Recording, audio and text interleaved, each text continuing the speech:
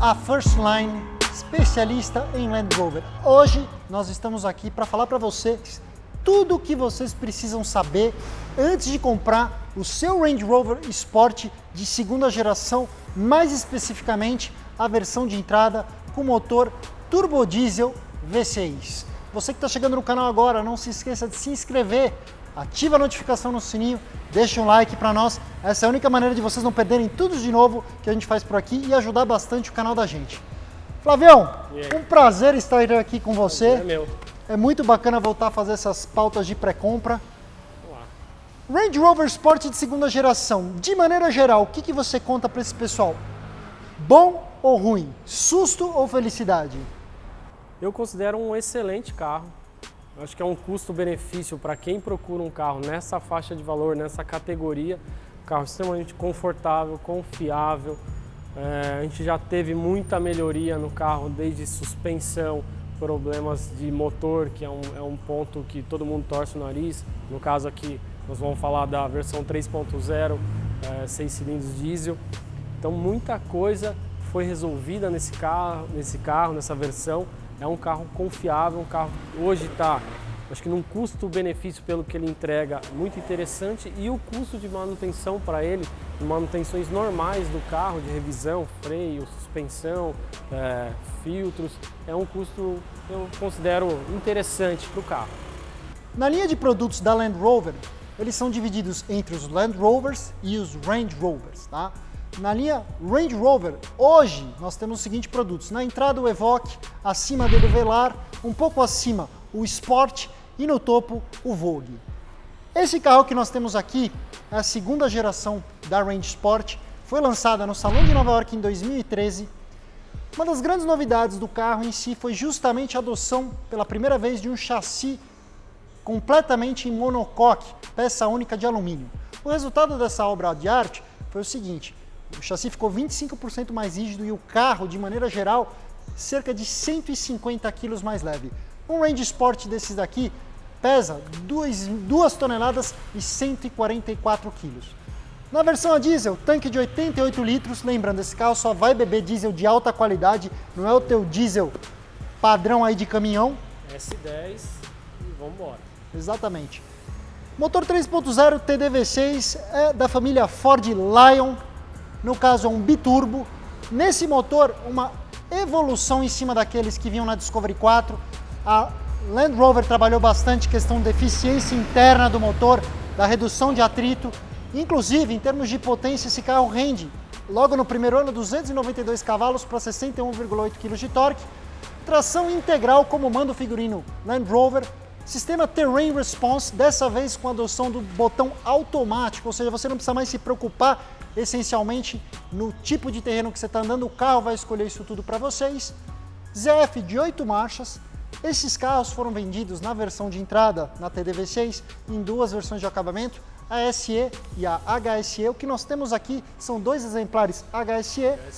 HSE, o que tem de novidade para todos vocês que estão procurando esse carro no mercado? E a gente está dando essa explicação porque é muito fácil se enrolar na hora de escolher aí no mercado, porque o pessoal erra mesmo na hora de anunciar.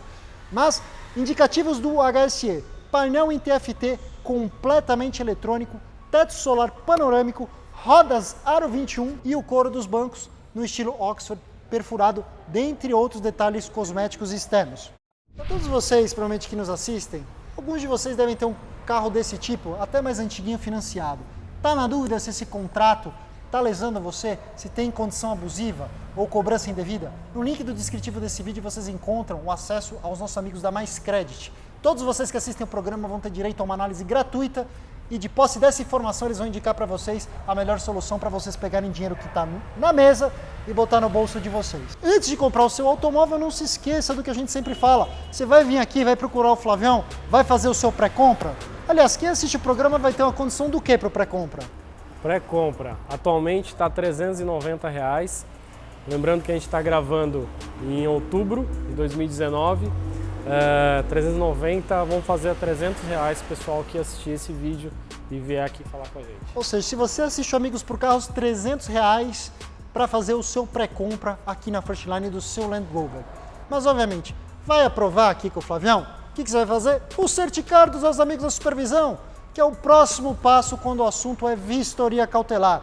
Além de tudo aquilo, procedência documental e estrutural, o Certicar também vai falar para vocês a integridade da funilaria e pintura do carro e peças e acessórios instalados. Mas bom, chega de falar, eu quero ir para dentro do carro com você, que você me conte como é que você vai fazer o pré-compra desse automóvel. Vamos lá, então hoje nós vamos fazer exatamente o que a gente faz quando o carro chega aqui. Então nós vamos andar com o carro, nós vamos verificar teste de rodagem, como é que o carro está, se ele tem barulho, se está com tranco ou não está no câmbio, se tem barulho no motor, se não tem, diferente, se está desempenhando legal o motor, enfim, fazer uma checagem de todos os sistemas para a gente ver se ele rodando está legal. E depois a gente vai para o elevador, vamos levantar o carro e escanear o carro para ver parte eletrônica também. Então vamos inspeção visual, inspeção de rodagem e parte eletrônica via scanner. Lembrando, um carro desse, 2014, TDV6, você já acha a partir de R$215 mil. Eu acho que o mercado vai dar uma revolucionada depois do que eles verão por aqui. Eu acredito que sim. A gente já fez isso outras vezes, vamos fazer de novo. Bora lá! Bora! Então aqui a gente vai começar a andar com o carro, nós vamos observar realmente o comportamento do carro. Então, como é que o carro está referente a barulhos de suspensão. É um carro extremamente silencioso, você vê, é um diesel que a gente não ouve o barulho praticamente do motor, extremamente silencioso. Então, suspensão não pode fazer barulho, motor não pode ter um barulho, ruído, sopro de turbina, trancos de câmbio. Então a gente vai observar tudo isso no teste de rodagem. Ver se a turbina está pressurizando legal, se não está. Então tudo isso a gente observa e depois a gente vai para o elevador para verificar. Então, ouvimos um barulho, vamos no elevador, vamos tentar identificar qual é esse barulho no elevador.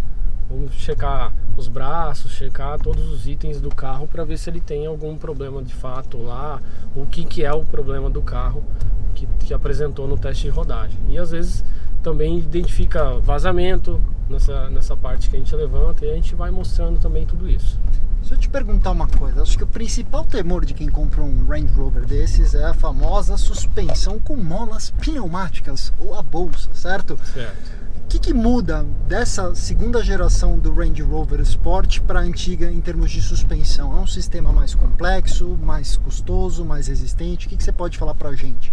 Em termos de problemas que a gente pega na oficina, eu diria que é relativo. Ela mudou muito, que nem as anteriores era um sistema de bandeja, essa daqui já são braços.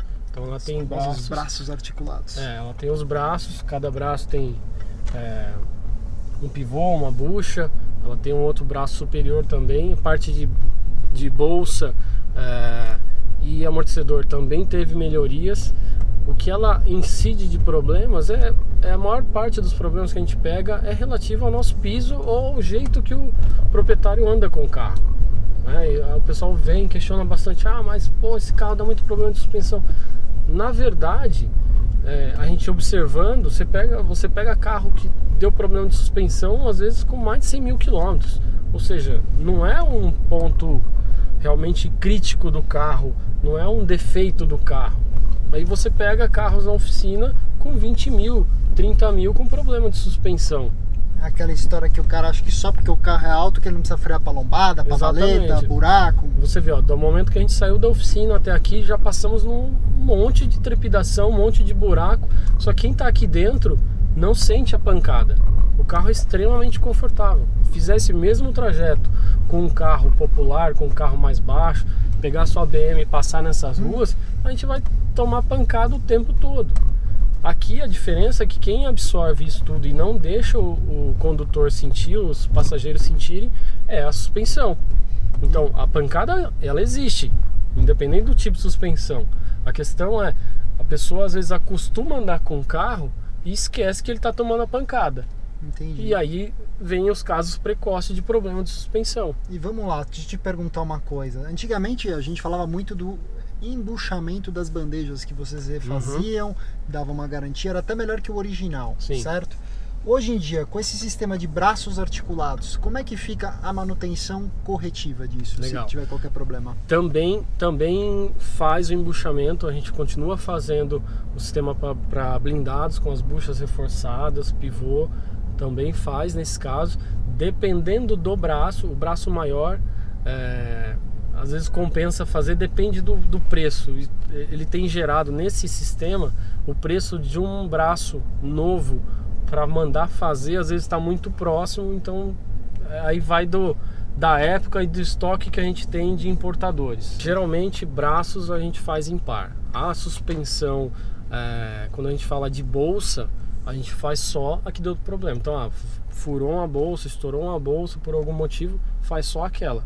Tem vários clientes que vêm, mas vou trocar as duas. Não precisa trocar as duas. O índice de você ter problema, fazer uma bolsa e já na sequência ter o problema de fazer a outra, que é o que acontece no caso das bandejas, a bandeja sim, já faz as duas, já resolve os dois lados. No caso da bolsa de ar, não precisa fazer isso. E os braços, então, em pares, certo? Quanto que é o custo médio, por exemplo, de um serviço desse para uma Range Sport dessas TDV6? Uma Sport dessa, ela tá na casa de uns 900 a R$1.000 cada braço. Cara, é honesto para o carro que se propõe.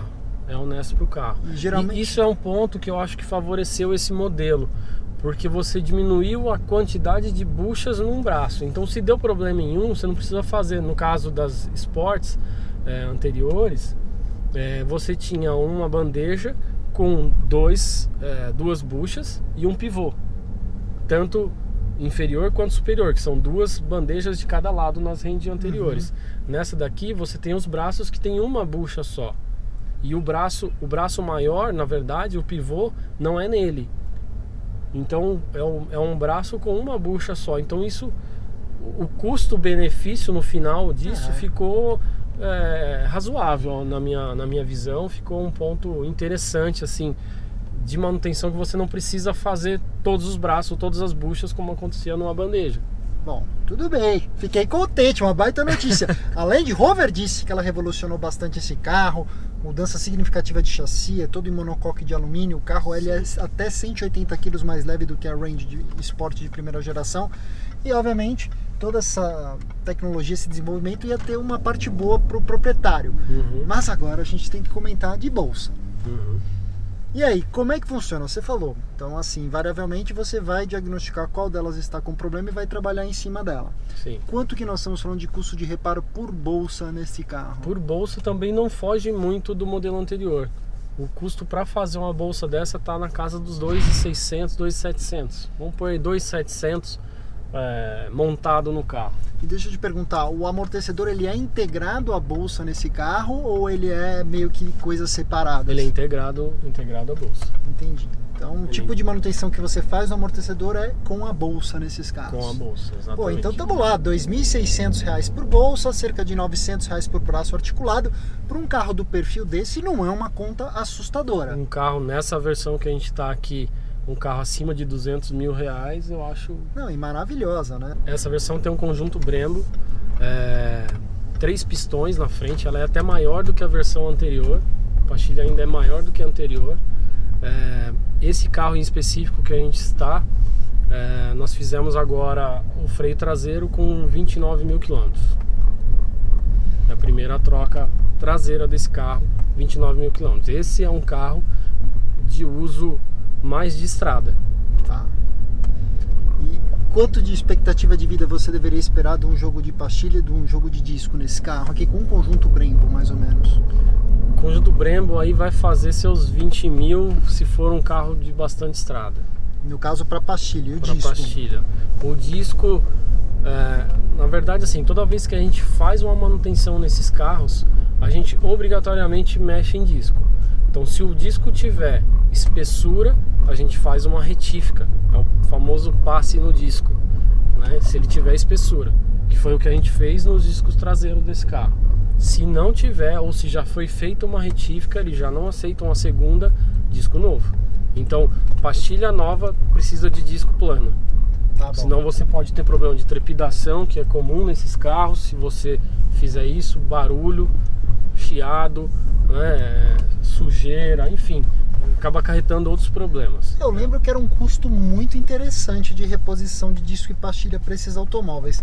Quanto que nós estamos falando nessa segunda geração do Range Sport, nessa versão TDV6, o custo de disco e pastilha mais ou menos? Essa daqui, pastilha, tá girando aí, pastilha primeira linha, composto de cerâmico, tá girando na casa dos R$900, a R$1.000 um jogo de pastilha dianteiro.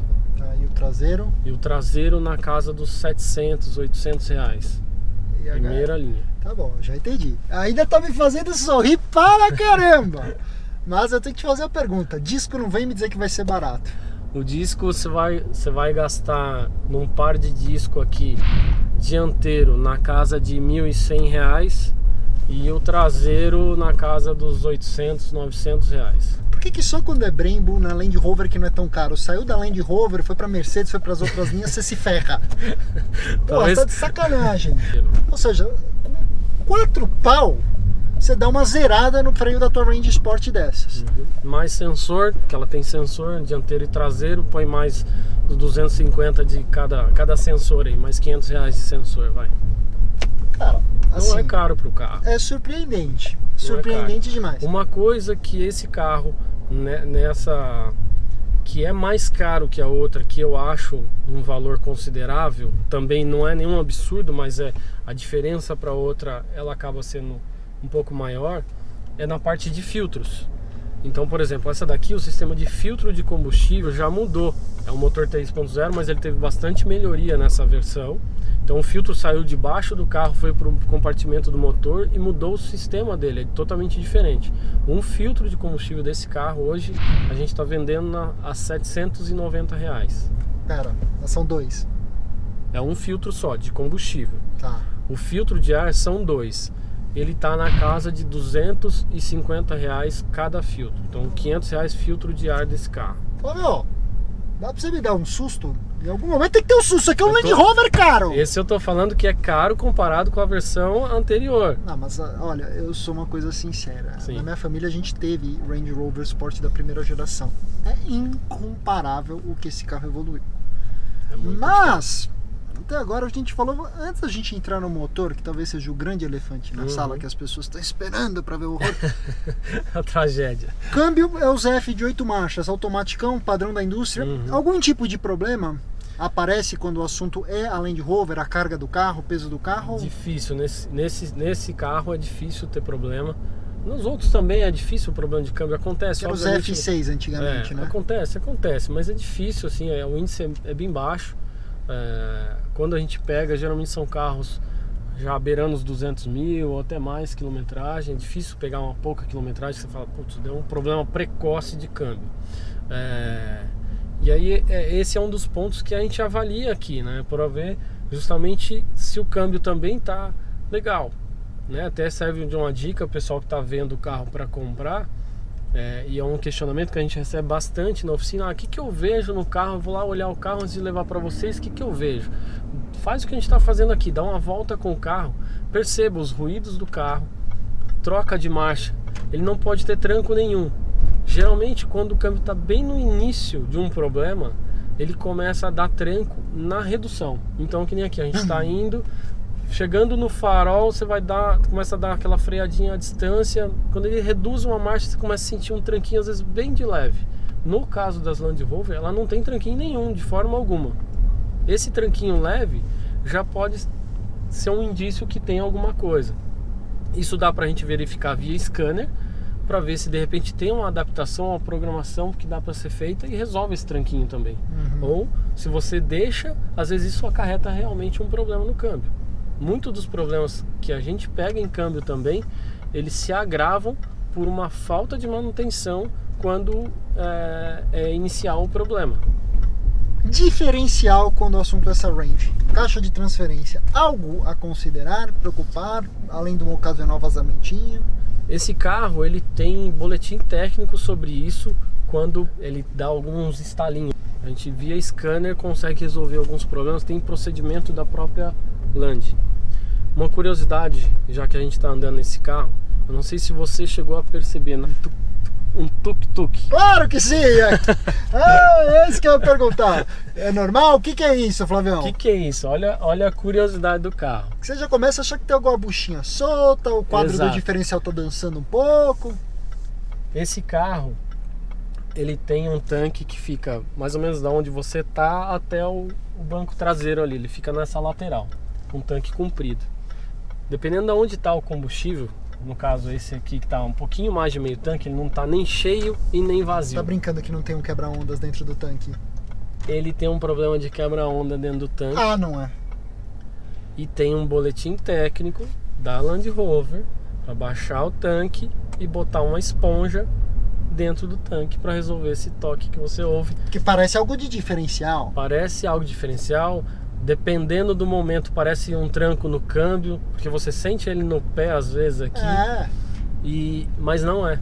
Se você reparar, toda hora que a gente sai, arranca com o carro, passou, você conta 1, 2, ele dá um toque. É isso mesmo. É a onda, no momento que ela vai para trás, ela volta e afinal de contas são 88 litros de combustível nesse carro, ou seja, não é um tanquezinho pequeno. A autonomia disso aqui, para o pessoal que está assistindo, uma Range Sport dessa faz de autonomia mais ou menos... Ele tem um consumo médio na faixa de 8 a 11 km por litro, dependendo do teu ciclo de uso. Sim. Se você botar em perspectiva, vamos dizer 10 km por litro, talvez 8 se for um carro blindado, para 88 nós estamos falando de quase 700 km, então vai ter bastante onda aí para você lidar. Que susto, achei que tinha um problema. Por último, por último não, freio de... então caramba, velho, freio de mão. Esse carro tem o freio de mão eletrônico. Aquele problema da caixa se auto-implodir porque as sapatas foram pro beleléu, tem ainda nesses carros? Ó, na oficina ainda não pegamos. Nesse caso não pegamos. Graças a Deus, né? Mas é legal que os barulhos nas discos são assim, ó, parece que o carro tá possuído por uma tecnologia alienígena. Bom, a gente chegou até aqui, a gente comentou basicamente tudo que é visto, tudo que acontece. Vamos botar o boi na sala. Motor 3.0 V6 com um par de caracóis lá de baixo. Nessa versão 2013 e 14 das primeiras, 292 cavalos para mais ou menos 61,8 kg de torque, tá? Um carro que faz 0 a 100 na casa dos 7 segundos, médio, máxima de 210 por hora. Questão é o seguinte, 3.0 V6 família Ford Lion. Sim. O rugido do leão é o mesmo que assusta quando o assunto era esse motor nas Discovery 4 ou... Ainda existe, a pergunta que eu quero fazer, ainda existe o risco do virabrequim desse carro resolver passear ou se autoconsumir? Catabum! Não, esse carro aqui ele teve muita melhoria na parte do motor, por mais que a base é a mesma, é o mesmo 3.0, mas ele teve muita melhoria, inclusive na parte de combustível que a gente comentou, mudou a parte de sistema, a parte de alimentação de ar do carro, né? Esse carro já são 2 filtros de ares e a parte de engenharia também foi mexida nesse carro. Então assim, quebra de motor desse carro é muito baixo. Não é nem de perto que nem a versão antiga. Né? Não. Se você pesquisar, é o que a gente comenta, né? Postar desgraça, todo mundo. Fácil. A internet faz a lupa na desgraça. Então é só procurar aí que você vai ver que nesse caso aqui as ocorrências são muito mais baixas do que da versão fora da do Brasil, exatamente. Acontece. Não dá pra negar que acontece. Acontece com qualquer carro, na verdade. Exato. Né? É que aqui a brincadeira assusta o pessoal. Mas cara, é surpreendente. Uma pergunta, pessoal que tá assistindo assim, quanto que eu gasto pra fazer uma troca de óleo de um carro desse, mais ou menos? Essa aqui, para troca de óleo, todos os filtros que a gente comentou, você vai gastar uns R$2.400 mais ou menos. Nós estamos falando de um filtro de combustível de 790, mais 500 de filtro de ar. Vamos fazer a conta certinho, mas é mais ou menos por aí. Pô, cara, é honesto. É honesto. E toda troca de óleo você acaba trocando todos os filtros também? Ou só óleo e filtro de óleo? Depende, que nem esse caso aqui, esse é um carro de cliente nosso. A troca anterior a gente só trocou óleo e filtro. Só que ele trocou, a troca anterior dele foi, o carro está com 29 agora, ele trocou com 23. Venceu por tempo, ele não rodou todo o KM, deu mais de 6 meses. Ele tinha trocado só óleo e filtro. E agora que nós trocamos todos os filtros. Entendi. Cara, eu não sei, eu tô muito surpreso. Vamos botar no elevador e olhar mais detalhes. Bora! Beleza, vamos lá. Então aqui a gente vai fazer uma verificação visual do estado do carro, desde suspensão, bandeja, vazamentos, freios. Então, por exemplo, aqui tiramos uma roda para verificar como é que está o freio dianteiro. Pela quantidade de pastilha que a gente tem aqui, disco, o carro ainda está muito bom de pastilha, tem mais de meia vida. Então é um carro que, um jogo de pastilha aqui do jeito que está, para pelo menos 15, 18 mil quilômetros, mais ou menos, dependendo do jeito que o cliente vai andar com o carro. Então assim, como a gente não identificou barulho de suspensão, a gente mesmo assim verifica como é que está o estado das buchas e dos braços, verifica a parte de bolsa, de amortecedor e vazamentos do carro. Então que nem aqui, ele está todo sequinho, mas aqui ó, se vocês repararem, tem um pinguinho de nada nesse respiro.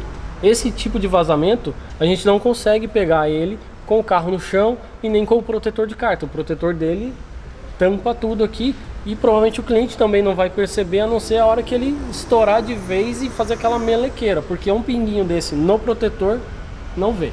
A gente vem para o câmbio, olhando toda a parte de câmbio, todo seco, não tem nada, caixa de transferência aqui atrás.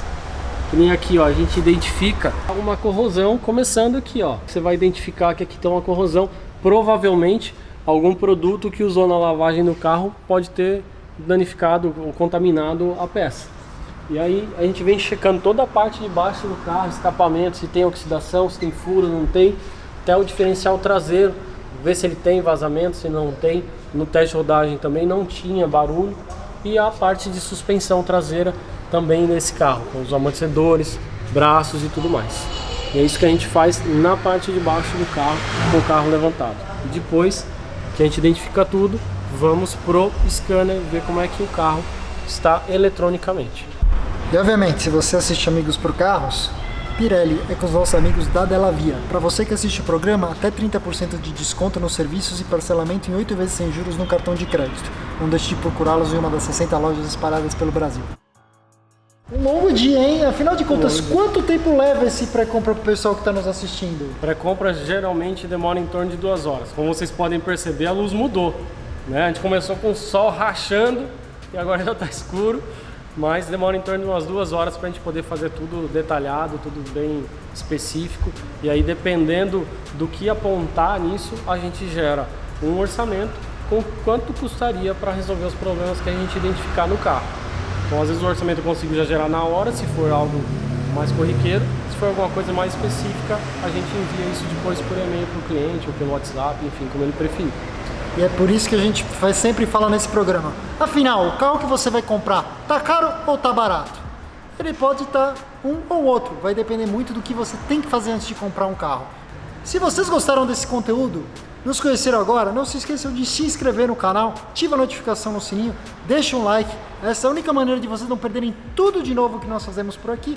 E bom, se vocês gostam mesmo desse conteúdo de Land Rover, aqui nesta tela final onde eu estou apontando, vocês podem ver o último vídeo que nós fizemos aqui na First Line, mostrando um pouco do dia a dia da oficina, e obviamente o último vídeo que a gente fez aqui no canal também, agora recentemente.